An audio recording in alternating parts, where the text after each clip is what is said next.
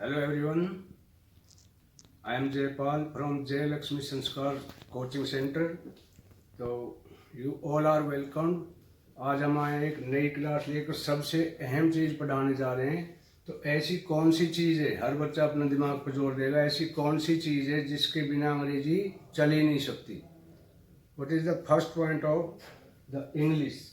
सबसे फर्स्ट में क्या आता है जिस पे अंग्रेजी चलती है, क्या आता है बेटा? नाउन। Very good. तो ये होती है नाउन।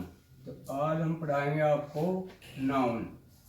मैं बहुत ही सिंपल और अच्छे तरीके से पढ़ाऊंगा, बच्चा भूलेगा नहीं। तो पहले भी मैंने बताया था बेटा, सबसे पहले एक्सरसाइज करनी है ब्रेन की, माइंड की। तो हमारा माइंड 2 पार्ट्स में बटा हुआ है। Our mind are divided into 2 parts. First is left and second is right. First is right and second is left. तो जो पहला हमारा राइट माइंड है वो हमारी जो बॉडी को कंट्रोल करता है, ये सारे जो राइट उसके हैं सोचना वगैरह। और लेफ्ट में जो कलर्स को पहचानता है, इमेजिन करता है, लॉजिकल माइंड है। तो इस माइंड की जब हम जिम में जाके बॉडी की एक्सरसाइज करके बॉडी बना सकते हैं, तो इट इज़ वेरी सिंपल। जितनी भी एक्सरसाइज माइंड की करोगे तो आपका माइंड ज़रूर इंक्रीज होगा।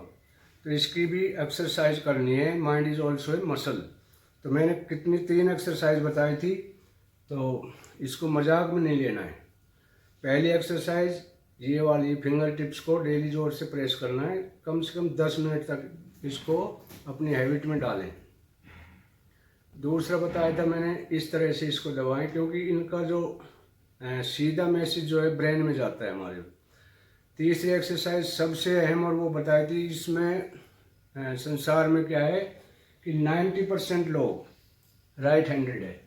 90% राइट हैंडेड है, सीधे हाथ से लिखते हैं, पकड़ते हैं, सब काम करते हैं। और इसमें 9% जो है लेफ्ट हैंडेड है। 1% लोग ऐसे हैं जो दोनों हाथों से लिखते हैं, दोनों हाथों से काम करते हैं, बोथ हैंडेड है। तो उसके अंदर सबसे ज़्यादा एक्स्ट्रा नॉलेज मिलेगी। अब हमने बोला था कि जैसे ब्रश हम करते हैं राइट हैंड से, तो सीधा उसमें माइंड बिल्कुल नहीं सोचता, गाने सुनता है, इधर उधर रहता है। लेकिन इसी एक्सरसाइज को आप सीधा ना लेफ्ट हैंड से शुरू करो।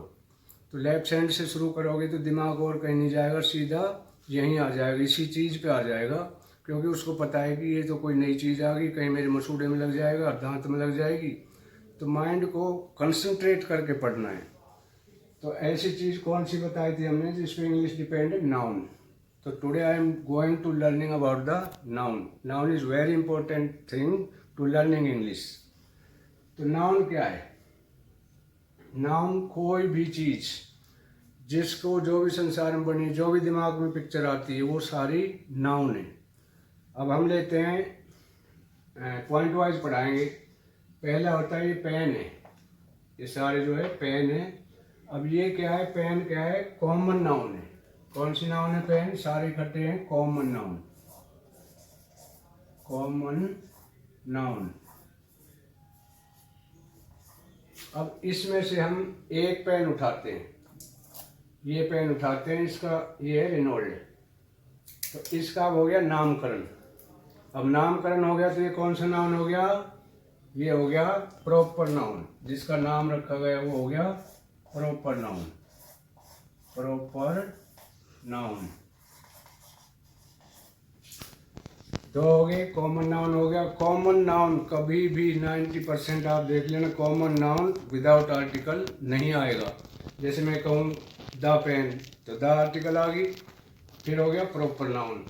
अब उसके बाद में ये सारे पेन इकट्ठे हैं, हमने किसी कंपनी का ये इकट्ठा किया, किसी का ये इकट्ठा किया। तो अब ये कौन सा नाउन हो जाएगा? 3 नंबर, कलेक्टिव नाउन। क्योंकि कहीं कहीं से कलेक्ट किए हैं, तो ये हो गया कलेक्टिव नाउन। अब इसमें से हमने एक पेन को छील दिया, ढक्कन हटा दिया, और हमने इससे लिखना शुरू कर दिया। तो अब ये क्या हो जाएगा? Material noun. क्योंकि कई चीज़ से, प्लास्टिक से ये हुआ है, बना है, इंक है इसके अंदर। तो जब कई चीज़ें मिल गई तो ये हो गया मटेरियल नाउन। Material noun. और जो 5वां इसका जो प्रकार है वो होता है नाउन का इसमें एब्स्ट्रैक्ट नाउन। एब्स्ट्रैक्ट मतलब जैसे हम कोई थॉट है, इमेजिन है और स्मेल है, कोई आइडियाज़ है, तो इस तरह की जो नाउन होगी, मान लो हमने यहाँ सब्जी बना रहे हैं, अब सब्जी बनाएंगे, इसमें मिर्च मसाला लहसुन डालेंगे, तो इसमें से एक स्मेल आएगी जिसे अब हम महसूस कर सकते हैं लेकिन उसे छू नहीं सकते। We can only feel but can't touch.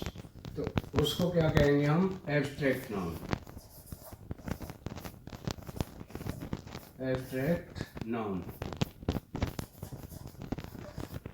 तो मैं ज़्यादा लंबा नहीं खींच के बिल्कुल मोटे पॉइंट पे पढ़ाऊँगा कि नाउन जो है 5 होती हैं, और इसमें सबसे पहले आ जाती है proper noun, common noun, collective noun, material noun और एब्स्ट्रैक्ट नाउन। तो सभी बच्चों ने, अब नाउन क्या है? सबसे पहले अंग्रेजी में कुछ भी चीज़ लोगे, जैसे मैं स्कूल जाता हूँ तो मैं क्या है? नाउन होगा। जैसे राम किताब पढ़ता है, अब इसमें राम क्या है? राम किताब पढ़ता है, किताब पढ़ता है।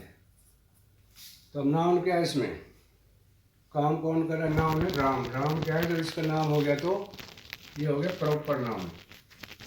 और कुछ भी ले लो, जैसे पक्षी आकाश में उड़ते हैं, तो नाउन पक्षी क्या हो गया? नाउन हो गया।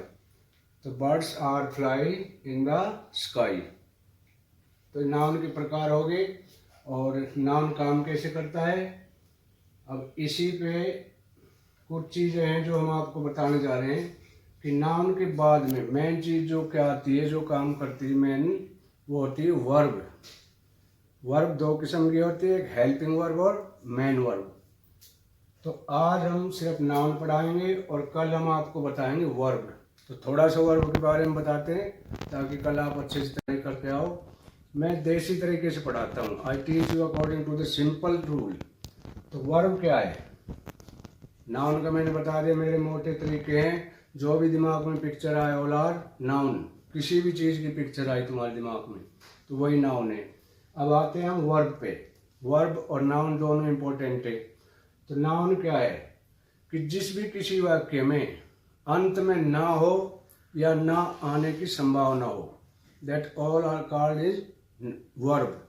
वर्ब क्या होती है? क्रिया। पहले नाउन आता है। नाउन क्या है? वो क्रिया करता है। तो नाउन और वर्ब मेन चीज यही है, सब्जेक्ट, वर्ब और ऑब्जेक्ट, ये 3 चीजें हैं। तो कल हम बताएंगे आपको उदाहरण सहित। जैसे आज नाउन का उदाहरण दिया था, ऐसे ही मैं कल आपको बताऊंगा वर्ब का उदाहरण। तो आई थिंक सभी बच्चों ने मतलब ध्यान दिया होगा। और इंग्लिश कोई मुश्किल चीज़ नहीं है, इसके रूल हैं। You will have to learn English according to the rule, you never forget. और तुम ऐसे ही रट्टा मारोगे, इधर उधर देखोगे, मैं पढ़ा रहा हूँ बात कहीं और कर रहा है, तो कभी भी बच्चा नहीं समझ पाएगा। अब बच्चे की IQ क्या होती है? IQ सुना है क्या होता है? इंटेलिजेंट कोशनेट। तो IQ कैसे पहचान सकते हैं? बच्चे की IQ कैसे जांच कर सकते हैं? तो ये भी मैं कल आपको बताऊंगा IQ होती क्या है और इसकी जांच कैसे की जाती है। हम कैसे चेक करें? किसी भी बच्चा हमारे पास एडमिशन के लिए आ रहा है तो हमें उसका IQ लेवल चेक करना है, तो उसको हम कैसे कर सकते हैं? तो वो भी मैं कल बताऊंगा आपको। उसका भी एक फार्मूला है, MA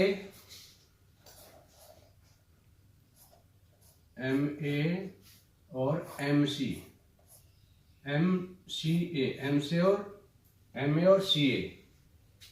तो इसके MA/CA इंटू 100 ये आ जाएगी आपकी IQ। तो एक दिन में ज़्यादा नहीं बताऊंगा, कल मैं आपको वर्ब और IQ दोनों के बारे में बताऊंगा। तो आज छुट्टी है, सभी बच्चे प्रैक्टिस करेंगे और कल मैं आपको एक टेस्ट दूंगा। उस टेस्ट में जो अब तक मैंने पढ़ाया है वो सारा जो है चेक करूंगा। और जिस बच्चे ने भी अगर ध्यान नहीं दिया वो बिल्कुल नहीं सीखेगा। जिस बच्चे ने ध्यान दिया है, मेरे से सिंपल तरीके से कोई नहीं पढ़ा सकता। तो अंग्रेजी में एक कहावत है, everything is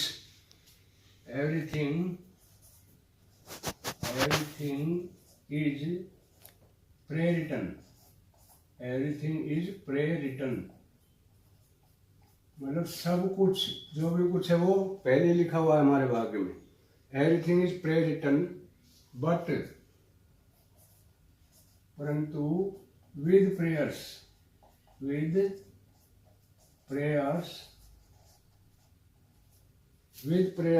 it can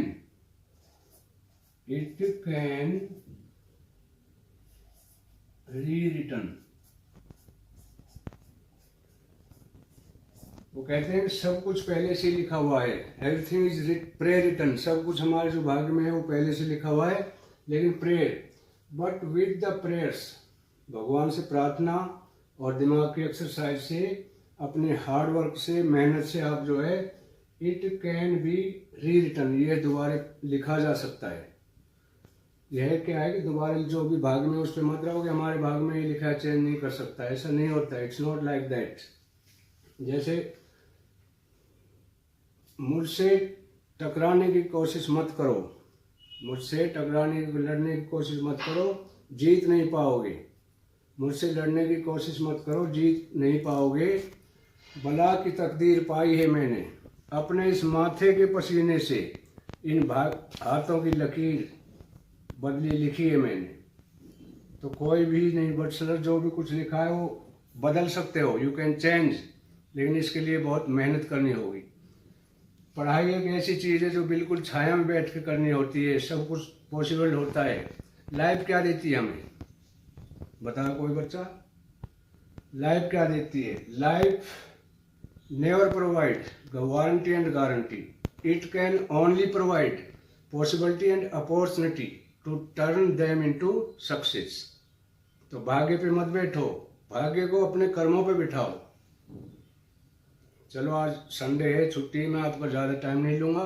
now I am going finish my class these words. Thank you.